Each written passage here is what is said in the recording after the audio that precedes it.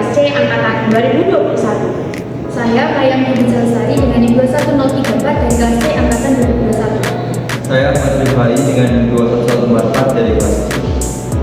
Saya Hasha Putri Sonia dengan NIM 21190 dari kelas C angkatan tahun 2021. Audio Jungle.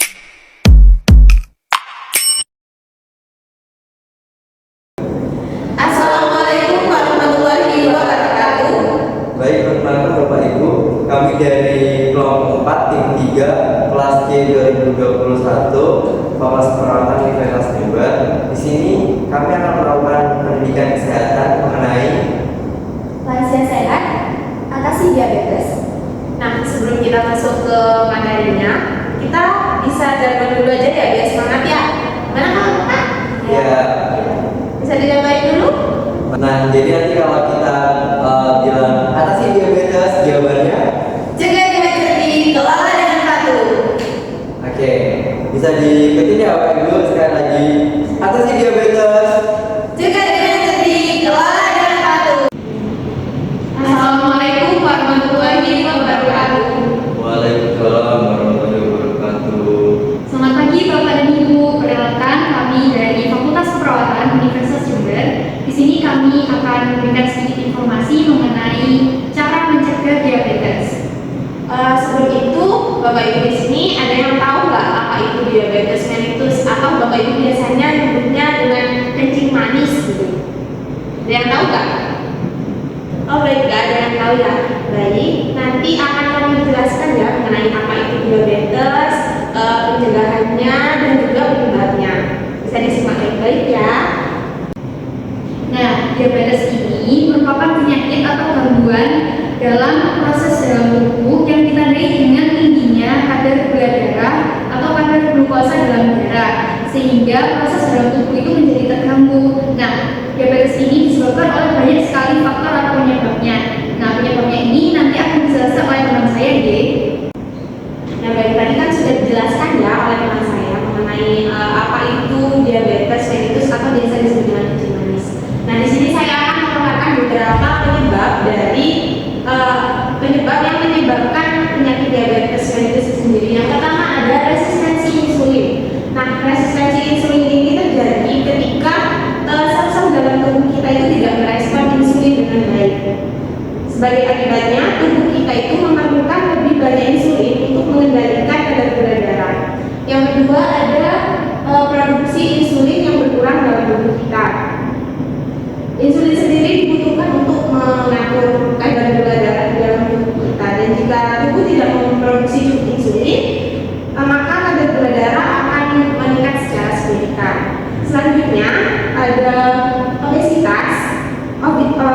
Berat badan berlebih juga menyebabkan gangguan pada metabolisme gula darah yang pada akhirnya akan meningkatkan risiko diabetes. Lalu selanjutnya ada faktor genetik atau keturunan. Faktor genetik atau keturunan juga dapat memainkan peran penting dalam menyebabkan diabetes mellitus. Jika ada riwayat diabetes dalam keluarga, maka anggota keluarga tersebut akan memiliki resiko yang lebih besar untuk terjangkit diabetes mellitus. Nah, yang terakhir ada usia. Risiko diabetes meningkat seiring bertambahnya usia, terutama pada usia di atas 45 tahun. Ini karena proses penuaan dapat mempengaruhi bagaimana tubuh mengatur kadar gula darah. Nah, bisa diperhatikan ya dengan faktor-faktor yang sudah saya sebutkan tadi, kita dapat lebih waspada dan juga proaktif dalam menanggapi faktor-faktor yang muncul. Nah, selanjutnya ada beberapa tanda dan juga gejala yang muncul pada seseorang yang mengidap penyakit diabetes mellitus. Yang pertama ada sering buang air kecil, terutama pada malam hari. Di sini Bapak Ibu ada nggak yang sering buang air kecil terutama pada malam hari? Ada. Oh ada, itu harus segera dicek ya Bapak Ibu ya, untuk mencegah terjadinya diabetes.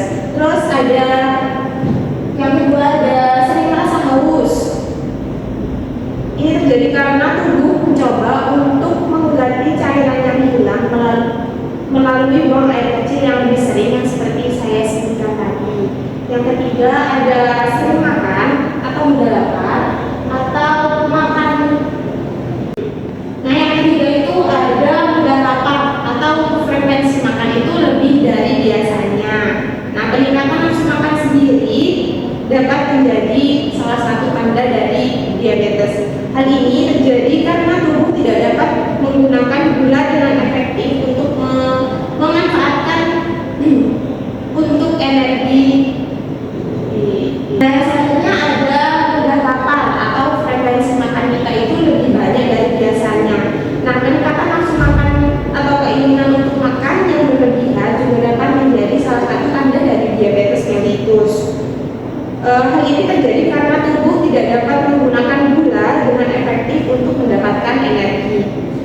selanjutnya ada penglihatan menjadi kabur. Gejala diabetes lainnya adalah penglihatan kabur atau lebih ke buram. Hal ini dapat terjadi karena perubahan kadar gula darah yang cepat mempengaruhi lensa mata, terutama pada lansia. Lalu ada terganggunya anggota gerak tubuh. Yang keenam ada kesemutan di kaki dan area tangan.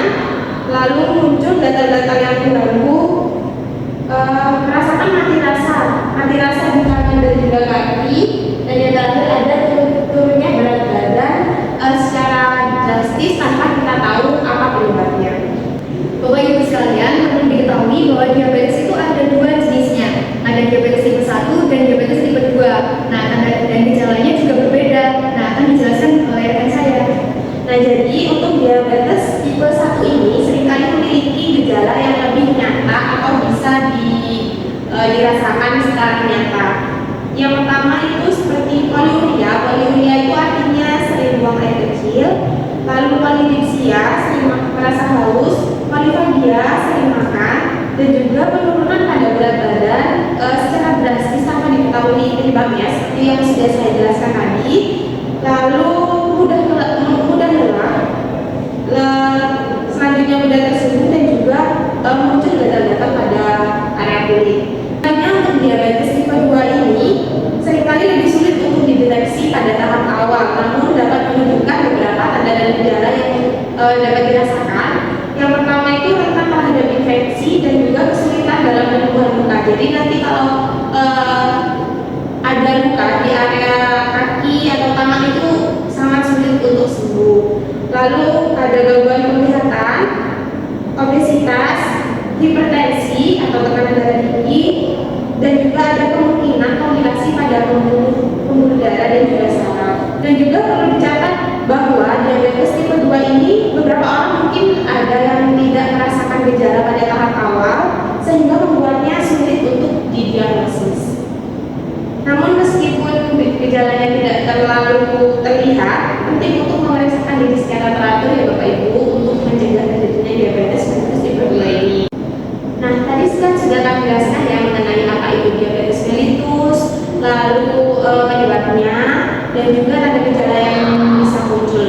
Nah, selanjutnya untuk cara mencegah, komplikasi dan juga cara mengatasi akan dijelaskan oleh teman saya. Oke, baik Bapak Ibu, sebelum masuk ke materi selanjutnya, gimana kalau kita jargon dulu, setuju? Setuju. Oke, nanti kalau saya bilang atasi diabetes, jawabannya? Cegah dengan cerdik, kelola dengan patuh. Oke, bisa diikuti Ibu-Ibu? Oke ya. Sekali lagi Kak. Atasi diabetes, cegah dengan cerdik, kelola dengan patuh. Yeay. Nah, baik. Nah, di sini materi yang akan saya sampaikan selanjutnya adalah terkait komplikasi dari penyakit diabetes. Nah, ini alasan mengapa diabetes itu perlu diatasi. Karena diabetes itu salah satu yang menyebabkan banyak komplikasi. Di antaranya ada 5 yang kami tuliskan.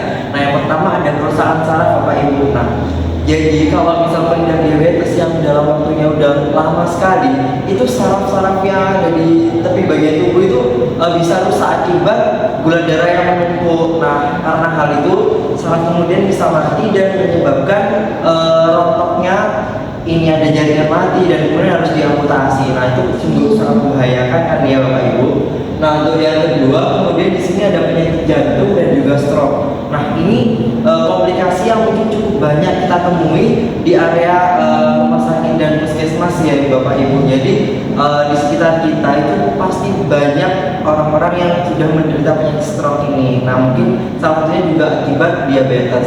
Jadi ini merupakan salah satu alasan yang kuat kenapa diabetes harus segera kita atasi sebaik mungkin. Nah, selanjutnya gangguan penglihatan. Nah, jadi diabetes ini meskipun jarang mengakibatkan hal ini, tapi ada beberapa kasus diabetes yang menyebabkan gangguan penglihatan dari gula darah ini yang kemudian menumpuk. Nah, itu bisa menyebabkan peradangan di area bola mata, dan hal ini yang menyebabkan adanya kebutaan atau kebutaan parsial atau yang biasa kita sebut dengan buram gitu Bapak Ibu. Nah, itu Akibat salah satunya juga bisa akibat diabetes. Nah, kemudian untuk yang keempat adalah gagal ginjal. Nah, seperti yang kita tahu ya Bapak Ibu, bahwasannya ginjal sendiri itu merupakan salah satu organ tubuh yang fungsinya itu untuk menjaring darah, jadi untuk menyaring darah kemudian disaring di ginjal. Nah, kalau misalkan gula darahnya itu sangat tinggi, gula di dalam darahnya itu tinggi, akibatnya kerja ginjal ini sangat berat. Nah, lama-kelamaan lambat laun ginjal ini juga bisa menjadi rusak. Nah, makanya kalau misalnya ginjalnya udah rusak itu harus rutin cuci darah dua kali 1 minggu. Nah, itu kan juga salah satu hal yang berat gitu untuk penderita gagal ginjal, yang salah satunya juga bisa diakibatkan karena diabetes ini. Makanya kita harus mengatasi diabetes ini bersama-sama ya Bapak Ibu. Nah, kemudian untuk yang terakhir ini mungkin yang sering terjadi itu kerusakan kaki. Nah, tidak jarang pada pasien diabetes itu ada yang sampai membusuk, ada juga yang bahkan penumpukan kulit mati di kakinya. Nah, itu juga menyebabkan rasa yang tidak nyaman, sehingga ini merupakan salah satu alasan mengapa diabetes itu harus diatasi. Mungkin selanjutnya next. Nah, baik, tadi kan sudah dijelaskan penyebab-penyebabnya, komplikasi yang terjadi pada diabetes. Untuk selanjutnya, saya akan menjelaskan mengenai pencegahan diabetes. Tadi kan di jadwalnya udah dijelasin tentang cerdik dan patuh. Jadi nanti di sini saya akan menjelaskan apa itu maksudnya cerdik dan patuh. Itu ya Bapak dan Ibu. Jadi untuk pencegahan diabetes sendiri, yang pertama ada kata cerdik. Di sini C yang dimaksud yaitu cek kesehatan secara teratur. Jadi tujuannya untuk apa? Agar Bapak dan Ibu itu bisa mengendalikan berat badan. Tujuannya agar tidak mudah sakit, bisa mengontrol kadar kolesterol, dan juga gula darah secara teratur. Itu ya Ibu ya, dan Bapak-bapak juga. Untuk yang kedua ada E. Jadi E di sini yaitu nyahkan asap rokok dan jangan merokok. Nah, di sini Bapak-bapak ada yang merokok enggak, atau ada keluarganya yang merokok? Itu bisa menjadi salah satu penyebab terjadinya diabetes gitu ya, kayak menyebabkan diabetes itu semakin tinggi dan ada resiko terkena diabetes. Itu ya Bapak dan Ibu. Dan selanjutnya ada R. R di sini yaitu rajin beraktivitas dan juga olahraga fisik minimal 30 menit. Jadi di sini kalau misalkan ada Bapak dan Ibu kayak mager, nggak mau gerak, kayak males banget nih, pengennya cuma rebahan aja gitu. Jadi minimal diusahakan melakukan aktivitas fisik atau olahraga dengan minimal itu 30 menit, ya itu bisa bersama cucunya atau sama anaknya gitu ya, dan bapak-bapak juga. Dan selanjutnya ada D. D di sini yaitu diet yang sehat dan juga seimbang. Jadi diet ini nggak semua itu harus nggak boleh makan ini, nggak boleh makan itu. Jadi itu harus seimbang. Dan kita tetap makan makanan yang sehat dan juga bergizi, bukan makanan yang kayak gak enak gitu. Jadi diet di sini bukan kata yang sangat kayak wah nggak enak nih diet, dia tuh kayak menyeramkan banget gitu. Jadi nggak seperti itu ya Bapak Ibu ya. Jadi diet di sini kita diet yang sehat dan juga seimbang. Jadi kita menyeimbangkan gizi yang terkandung dalam makanan yang kita konsumsi sehari-hari, kayak mengurangi gula. Di sini kan kita fokus ke diabetesnya ya, tentang gula darah yang tinggi. Jadi kita mengurangi konsumsi gula untuk menurunkan kadar diabetes pada Bapak dan Ibu gitu ya. Untuk selanjutnya ada I, yaitu istirahat yang cukup. Mungkin di sini Bapak dan Ibu ada yang begadang atau tidurnya kurang gitu. Jadi istirahatnya harus cukup untuk mencegah diabetes yang dialami. Untuk selanjutnya yaitu yang K, yaitu kawal stres dengan baik dan benar.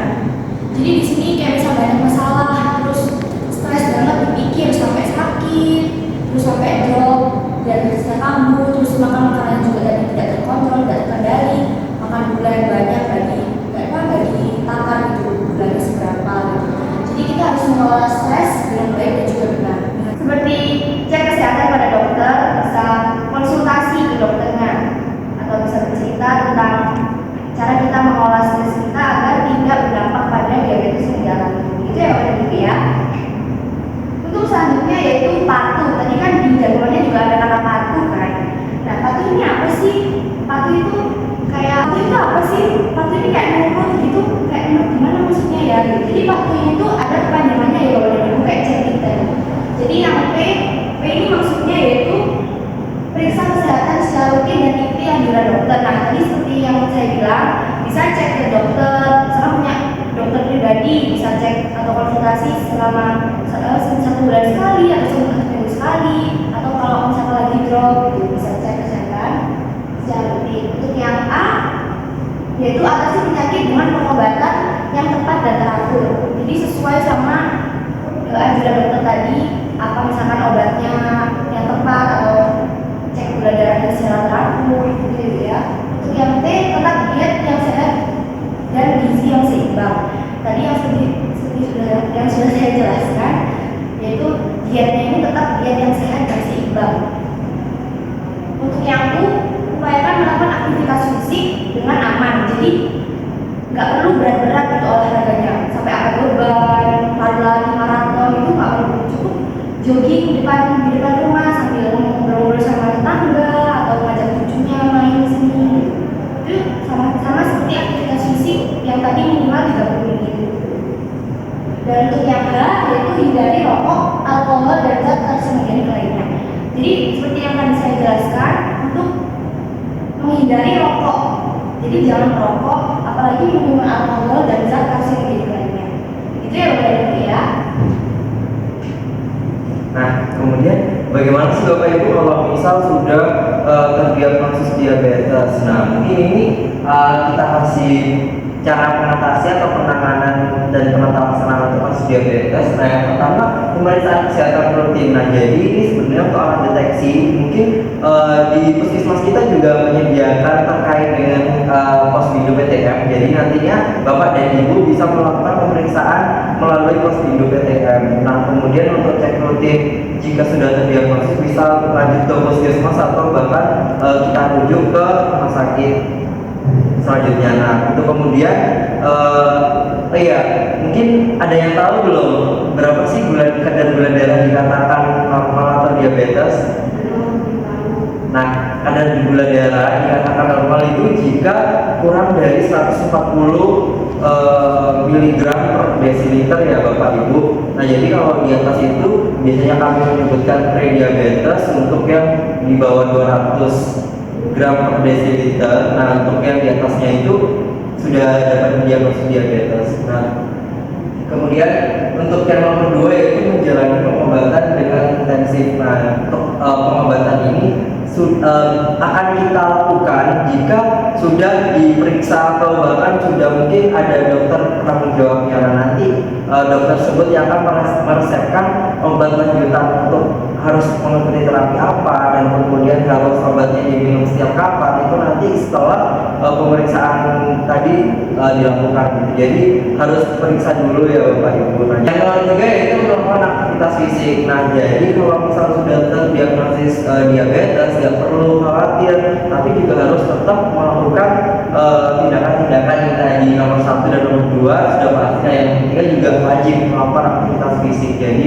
entah itu olahraga pagi, gak usah yang ribet-ribet, gak usah yang susah, cukup bisa jogging atau mungkin bisa senam. Nah, nanti kita juga mungkin akan upayakan mengajarkan tata cara terkait senam ini. Nah, kemudian untuk yang nomor 4, memperbaiki pola dan kualitas makanan. Nah, jadi pola hidup atau pola makan ini sebenarnya cukup penting. Jadi kalau misalkan Bapak dan Ibu sudah terdiagnosis diabetes, nah itu ada beberapa yang tidak boleh, ada beberapa makanan yang memang sudah sangat tidak boleh dikonsumsi, tapi ada juga beberapa yang tidak disarankannya boleh dikonsumsi tapi jumlahnya dibatasi. Nah, mungkin seperti itu. Jadi nanti ini bisa dikonsultasikan lebih lanjut jika sudah melakukan pengecekan gula darah tadi ya Bapak dan Ibu. Nah, kemudian untuk yang terakhir mendapatkan dukungan dari masyarakat. Nah, jadi untuk pasien diabetes kan juga salah satu penyakit yang sudah tahu sendiri komplikasinya tadi juga cukup berat. Nah, sehingga mungkin